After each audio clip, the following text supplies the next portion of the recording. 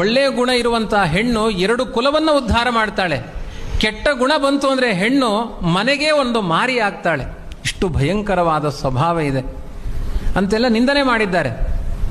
ಕೃಷ್ಣ ಬಂದು ಯಶೋದೆ ಬಳಿ ಹೇಳ್ತಾನೆ, ಅಮ್ಮ, ಹೆಣ್ಮಕ್ಕಳ ಚಾಡಿ ಮಾತಿಗೆ ಮಾತ್ರ ಮೋಸ ಹೋಗಬೇಡ. ನಿನಗೆ ಯಾರಾದರೂ ಗಂಡು ಮಕ್ಕಳು ಬಂದು ನನ್ನ ವಿಷಯದಲ್ಲಿ ಚಾಡಿ ಹೇಳಿದರೆ ಅವಾಗ ಸ್ವಲ್ಪ ಎನ್ಕ್ವೈರಿ ಮಾಡು. ಬರೀ ಹೆಣ್ಮಕ್ಕಳು ಚಾಡಿ ಹೇಳ್ತಾರೆ ಅಂದರೆ ನೀನು ಒಪ್ಪಬೇಡ ಅಂತ.